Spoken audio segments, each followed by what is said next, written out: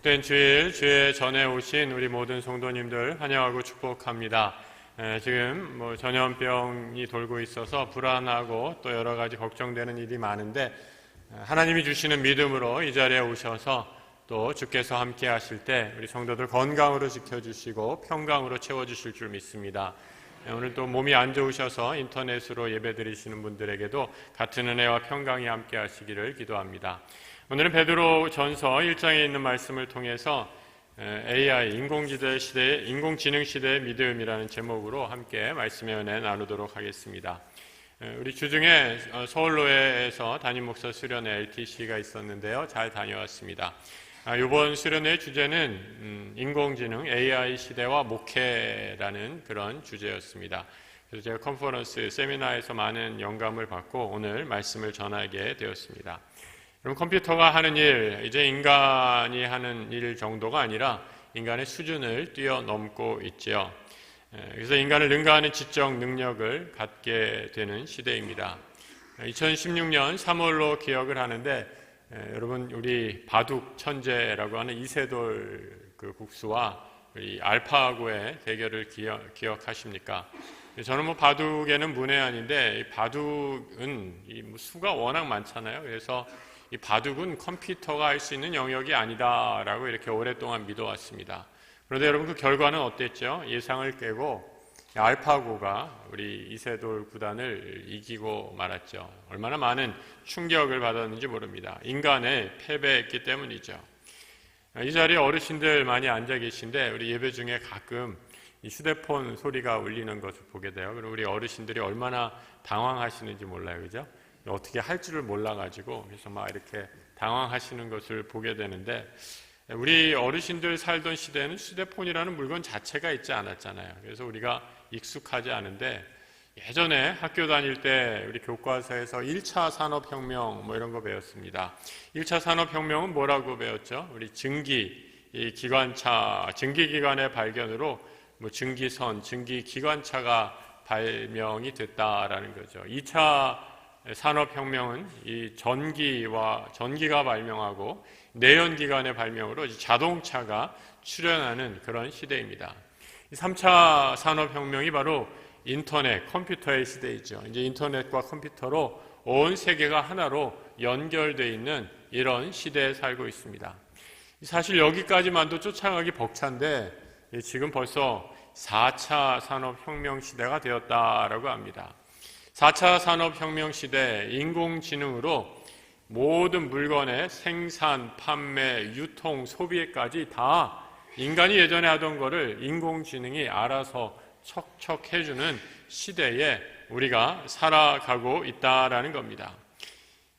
인공지능을 바탕으로 하는 대표적인 산업이 IoT라고 하는 사물 인터넷, 그리고 이 로봇 있죠. 움직이는 로봇을 만드는 산업, 그리고 3D 프린팅과 AR, VR 분야라고 합니다. 저도 잘 모르겠어요. 저한테 물어보지 마세요.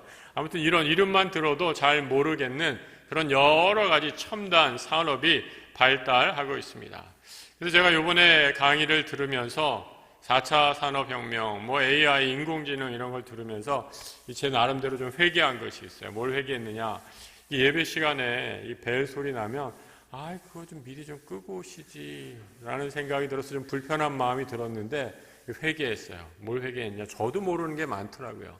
세상이 워낙 빨리 지나가서 우리 어르신들 이거 일부러 켜고 오신 분이 어디 있겠어요. 이거를 만지다 보니까 잘 안 되고 또 그냥 깜빡해서 들어오시다가 그런 건데 너무 미워하면 안 되겠다 이런 생각이 들었어요. 우리 소리가 나더라도 우리 주변에 특히 이제 젊은 분들이 어르신들 핸드폰 막 소리 나면 이렇게 막 인상을 찌그리고 막 이렇게 눈총을 쏘시던데 그러지 마세요.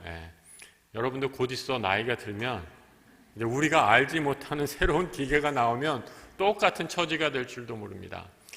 저희 부부도 벌써 이 큰애한테 휴대폰 이거 어떻게 해야 되냐 이거 물어보는 나이가 되었어요. 요즘 애들은 어디서 배웠는지 그냥 척척 이 기능을 다 알고 가르쳐 주게 됩니다. 세상이 정말 얼마나 빨리 변하는지 모르죠. 이런 첨단 문명, 이 디지털 시대에 제대로 적응하지 못한 그런 사람들을 가리켜서 디지털 문맹, 디지털 일리터러시라고 이렇게 하죠. 점점 더 세상은 빨리 변하고 우리는 점점 뒤처질 수밖에 없다라는 겁니다. 변화의 속도가 너무 빨라집니다. 그래서 4차 산업을 누가 선점하느냐를 놓고 세계 각국의 경쟁이 치열하죠. 우리가 상상할 수 없는 엄청난 투자가 이 산업에 되고 있습니다. 이런 빠르게 변하는 시대 가운데 우리 그리스도인들은 어떤 신앙의 태도, 어떤 세상을 바라보는 믿음의 관점을 갖고 살아야 될까 한번 생각하고 묵상하며 기도하는 시간입니다. 여러분, 유발 하라리라는 이름 들어보셨습니까? 유대인 출신으로 천재다라고 이렇게 말하는 역사학자 중에 하나입니다. 이분이 사피엔스라는 베스트셀러를 냈는데 최근에 3부작을 완성하면서 호모 데우스라는 책을 또 냈습니다. 그 책의 내용을 아주 간단하게 요약하면 이런 거예요. 인간이 진화와 진화를 거듭해서 이제 자연을 정복했다면 앞으로 4차 산업시대 또 인공지능의 도움으로 인간이 가지고 있는 삶의 모든 문제를 이제 다 해결해낼 수 있다. 그래서 이제 마침내 신의 자리에 오를 수 있다라는 아주 인본주의적인 사고를 하고 있는 그런 저서이죠. 이제 곧 인류가 가지고 있는 모든 병이 다 정복될 것이다 라고 이렇게 얘기합니다. 암이라든지 파킨슨병, 불치병, 난치병이라고 여겨졌던 모든 질병들이 다 치료가 될 수 있다라고 예상을 하죠. 우리 인간에 있는 모든 게놈, DNA를 다 분석을 해서 이제는 몸에 병을 일으키는 DNA를 딱 잘라낸다는 거죠. 그리고 그 부분에 새롭고 건강한 싱싱한 DNA를 다시 이어주면 인간의 모든 아주 오래된 질병들 곧 다 정복할 수 있다, 이렇게 미래를 예견하고 있습니다. 어디 병뿐입니까? 로봇을 통해서 이제 우리 주부들 지긋지긋한 가사 노동에서 완전히 해방될 수 있어요. 아주 단순한 노동들 이제 다 로봇이 다 해준다라는 거죠. 여러분, 예전에는 우리 어르신 권사님들 밥할 때 밥솥에 했잖아요. 요즘에 다 전기밥솥으로 딱 버튼만 누르면 다 알아서 해주죠. 아주 간단한 기술이지만 거기에도 인공지능 기술이 다 들어가 있는 거죠. 이제 이게 점점 확대돼서 아예 모든 일들, 가사의 청소니 가사 일이니 밥하는 일 다 로봇이 해주는 시대가 곧 도래할 것이다 라는 겁니다. 노동에서 해방돼서 일하지 않고 놀고 먹고 즐기는 완전한 여가 생활을 실현할 수 있다라는 거죠. 제가 제일 흥미로웠던 것은 이 어학 공부를 할 필요가 없다라는 거예요. 유학하면서 영어 때문에 얼마나 고생했는지 몰라요. 영어를 쓰고 읽고 말하려고 하니까 이 여간 스트레스가 아니었는데 이제 영어 공부할 필요 없다라는 거예요. 구글에서 지금 발명하는 구글 안경이 있습니다. 그 구글 딱 안경을 쓰면 어떻게 되느냐, 이 나라 사람이 어느 나라 사람인가 알고 그 사람이 영어로 얘기하면 제 안경에 한국말로 번역돼서 뜬다는 거예요. 제가 한국말로 얘기하면 그 사람 안경에 영어로 번역돼서 뜨고, 뭐 이런 첨단 기술이 적용된 안경들이 개발되면 어학 공부조차 할 필요가 없다라는 거죠. 얼마나 신나는 일입니까? 모든 것이 다 가능하게 될 때 어떤 결론이 나오게 되는가? 이제 더 이상 신이 필요 없다라는 거죠. 인간이 예전에 꿈도 꾸지 못한 불가능한 일들을 척척 할 수 있으니 신은 더 이상 필요 없고 인간이 신의 자리에 오르는 호모 데우스의 시대가 열리게 되었다라는 말입니다. 창세기 11장을 보면 교만으로 한 일, 인간이 바벨이라는 하늘에 닿는 탑을 쌓았다면 오늘날 우리 현대 인간은 인공지능의 도움으로 하나님의 자리에 다시 재도전하고 있습니다.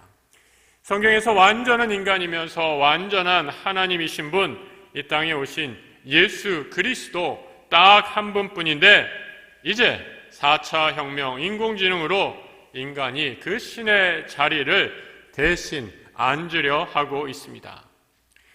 오늘 본문은 아주 빠르게 변화하는 이 시대 가운데 우리가 가져야 할 믿음의 자세를 말씀해 주고 있습니다. 세상이 정말 정신을 차리지 못할 정도로 빠르게 변하고 있는데 이 세상 속에서 우리가 어떻게 살아야 하는가?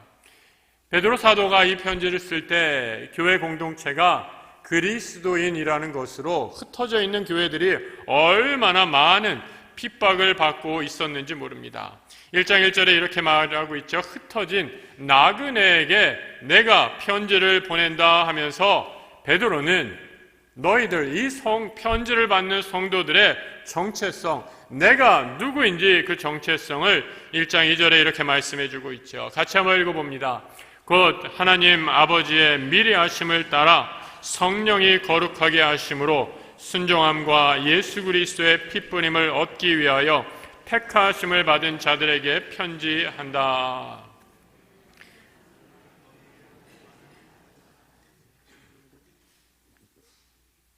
제가 읽은 거랑 우리 위에서 나온 거랑 약간 달랐나 보네요. 예. 베드로가 성도들에게 편지하면서 흩어져 있는 나그네에게 편지한다라고 이렇게 말씀하고 있습니다. 내가 누구인가? 우리 성도의 정체성이 무엇인가? 나는 이 땅을 사는 나그네다라고 이렇게 정의하죠. 이 세상이 아무리 놀랍게 변하고 유토피아와 같은 천국이 된다 해도 우리가 사는 이 세상 결코 우리가 영원히 머물 땅이 아님을 베드로는 상기시켜 주고 있습니다.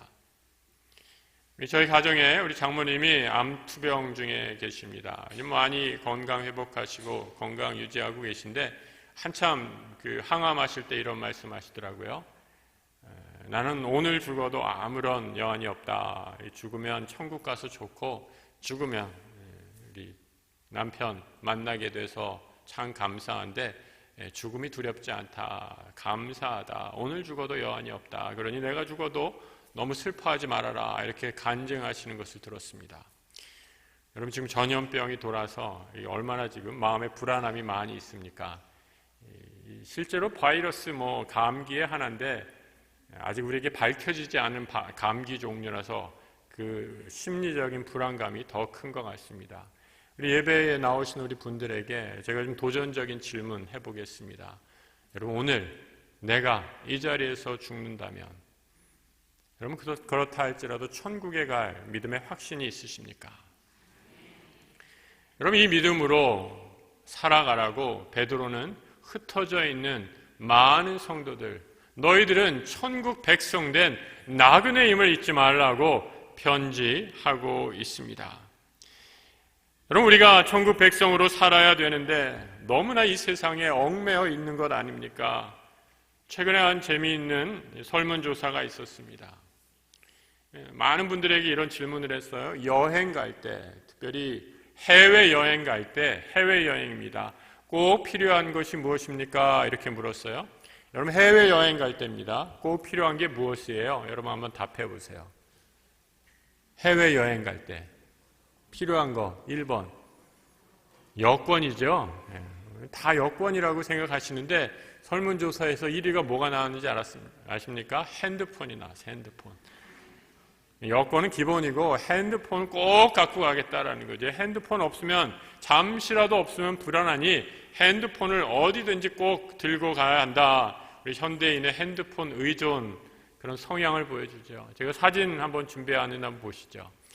지하철 타면 흔히 볼 수 있는 우리의 모습이죠. 여러분 남의 얘기가 아니라 우리 모습입니다. 다 우리도 이렇게 하고 있지 않습니까? 지하철 안에서만 이런가 봤더니 지하철 밖에서도 똑같아요. 다음 사진 한번 보세요. 이 안이나 밖이나 이 핸드폰만 들여다보고 살아가고 있습니다. 그래서 요즘에 아주 창궐하는 부흥하는 신흥 종교가 핸드폰교라고 얘기하더라고요. 엄청난 신도수를 자랑한다고 합니다. 우리 아이들도 이 핸드폰에 눈을 떼지 못하고 있어요. 예전에 TV를 보던 시대는 그래도 이놈들이 뭘 보는구나 라는 걸 알았는데 이제는 핸드폰 들고 지방에 들어가서 문을 잠그고 어디를 돌아다니는지도 모릅니다. 이 인터넷으로 다 연결돼 있으니 휴대폰 하나로 5만 군데를 다 돌아다니며 이제 인터넷 세계, 이 가상 세계에 빠져들게 되죠. 우리나라가 그래서 OECD 국가 중에 핸드폰 중독률이 가장 높다라고 합니다. 핸드폰만 있으면 천국도 가기 싫다라고 이렇게 얘기할 판입니다. 여러분 믿음으로 하나님의 명령에 순종한 노아의 방주를 만들었습니다. 노아의 방주가 얼마나 컸을까요? 축구장이 한 1.5배 정도 된다고 합니다. 미국의 켄터키주의 한 단체에서 노아의 방주를 실물 모형으로 성경에 있는 그 기록대로 최대한 가깝게 방주를 만들어 보았습니다. 한번 보여주시죠. 아크 인카운터라는 프로젝트라는 이름으로 이 방주를 만나다라는 그런 프로젝트로 이 실물 크기의 방주를 제작하는 모습입니다. 그 다음 사진 한번 보여주죠. 얼마나 큰지 우리 교회 전체 그 사이즈의 한 3배, 4배 정도 되는 엄청난 크기의 방주를 만들었죠. 그런데 여러분, 노아가 이 커다란 방주를 만들고 나서 한 일이 무엇인가? 창세기 6장 14절에 이렇게 말씀하고 있어요. 너는 고페르나무로 너를 위하여 방주를 만들되 그 안에 칸들을 막고 역청을 그 안팎에 칠하라. 노아의 방주를 만든 후에 그 방주의 나무와 나무 사이 안팎에 바른 것, 역청으로 물이 들지 않게, 세속게 물들지 않게 한 영적인 힘이었다라는 거죠. 노아가 방주를 역청으로 발랐다면 이 땅에 나그네로 살아가는 우리 성도가 발라야 할 거룩한 역청이 무엇이겠는가? 여러분, 우리가 이 역청을 발라야 세속에 물들지 않고 하나님 나라 백성으로 살 수 있을 것입니다. 베드로는 이것을 오늘 이렇게 말씀해 주고 있죠. 4절과 5절 함께 읽어봅니다. 썩지 않고 더럽지 않고 쇠하지 아니하는 유업을 잊게 하시나니 곧 너희를 위하여 하늘에 간직하신 것이라. 너희는 말세에 나타나기로 예비하신 구원을 얻기 위하여 믿음으로 말미암아 하나님의 능력으로 보호하심을 받았느니라. 믿음이 우리를 지켜주는, 세속의 거센 물결로부터 지켜주는 거룩한 역청 이름을 말씀해 주고 있습니다.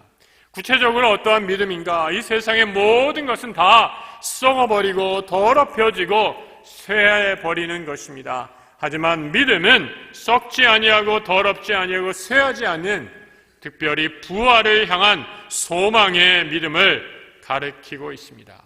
예수의 부활은 우리도 장차 그분처럼 썩지 않고 더럽혀지지 않고 쇠하지 않는 거룩한 몸으로 다시 소생할 것을 약속해 주고 있습니다. 세상이 우리를 쫓아갈 수 없을 정도로 빠르게 변해도 우리가 낙심하지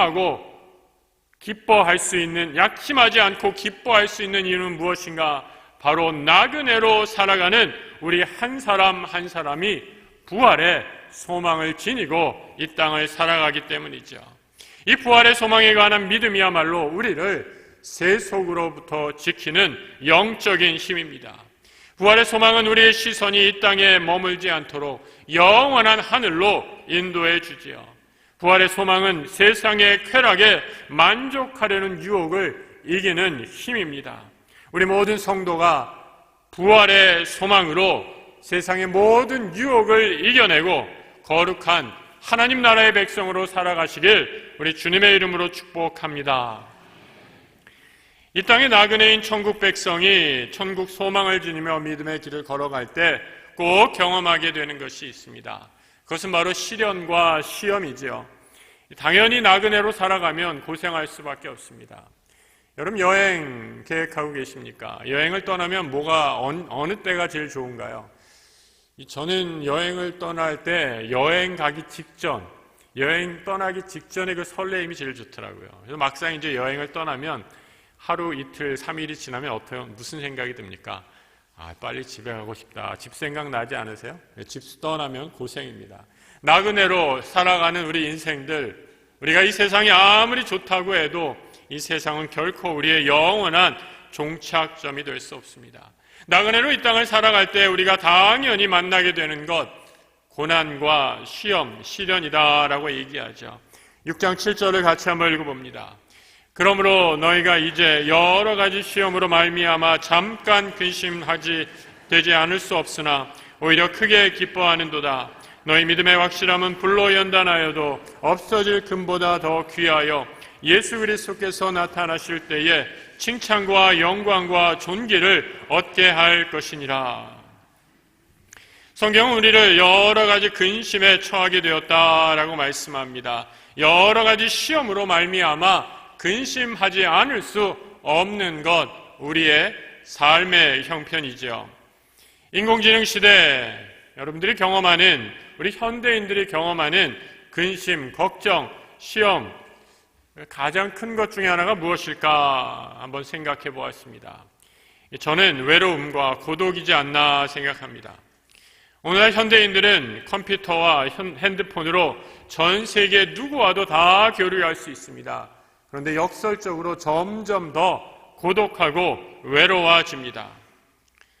우리 한국 사회처럼 빠른 변화를 겪고 있는 사회도 없습니다. 우리 이 자리에 계신 어르신들, 예전엔 다 대가족으로 살았죠. 우리 할아버지 계시고 아버지, 어머니, 또 자식들, 손주들까지 4대가 함께 사는 그런 대가족 중심의 유교 사회였습니다.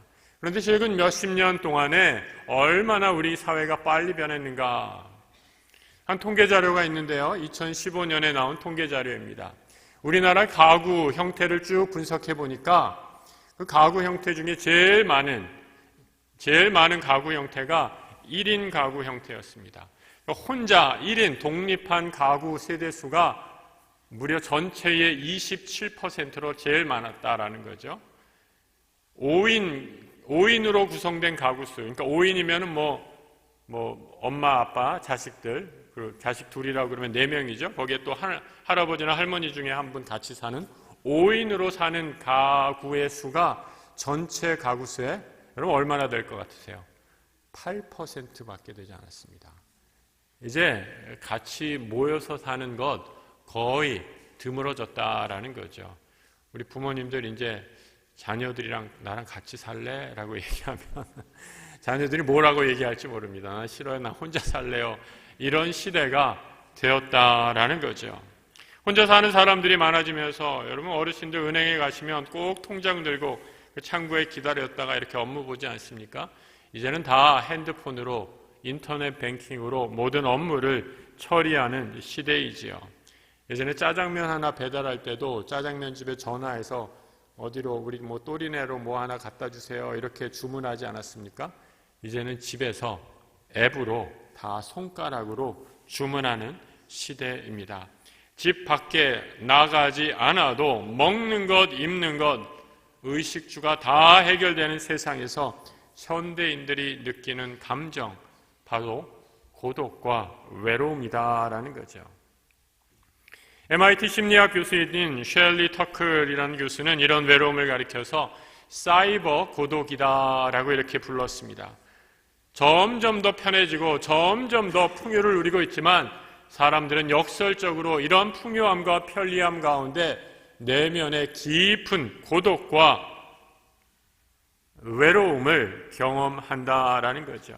그저 인터넷으로만 연결된 소셜 미디어의 관계만 맺어지다 보니 사람과 사람, 얼굴과 얼굴을 맞대고 대면하는 따뜻한 감정의 교류가 점점 사라지고 이제 스스로도 혼자 있는 것에 너무 익숙해지다 보니 나도 그런 사람과의 만남을 부담스러워하는 세대의 현대인들의 모습으로 변해가고 있다는 겁니다. 그래서 이런 고독과 외로움을 해결하려고 지금 로봇을 또 만든다고 그래요.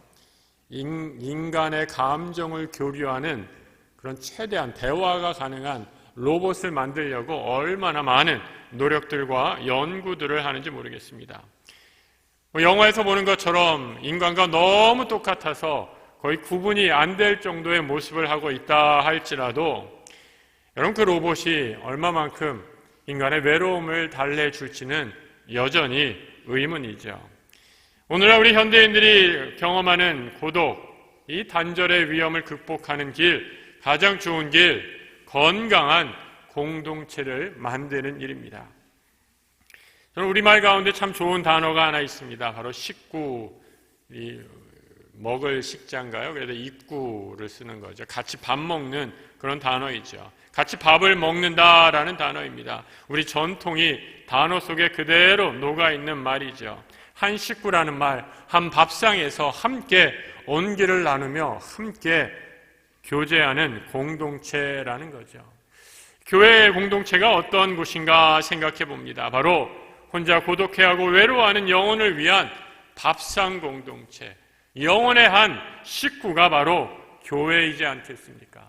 편리하고 세계 어디나 누구와도 연결되지만 그 누구와도 친밀하지 못해 길 잃은 영혼들을 위한 구원의 방주의 역할을 해야 할 곳, 그것이 바로 교회 아닙니까?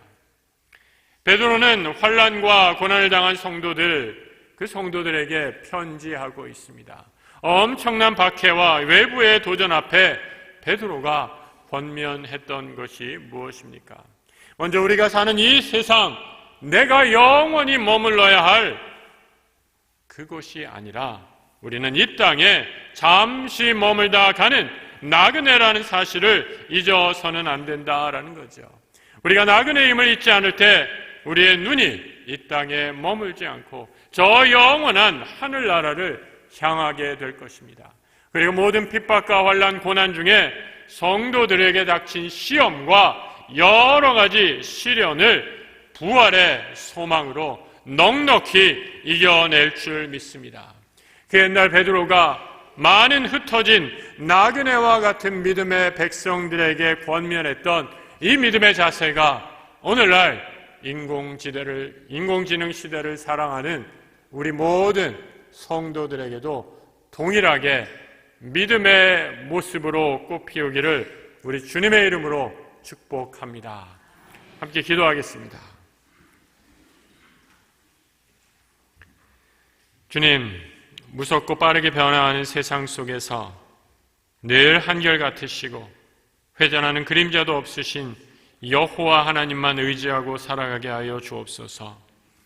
이 땅에 나그네된 백성으로 천국 본향을 사모하며 환난과 시련 중에 부활 소망으로 승리하는 변치 않는 믿음, 오늘 우리에게 허락하여 주옵소서.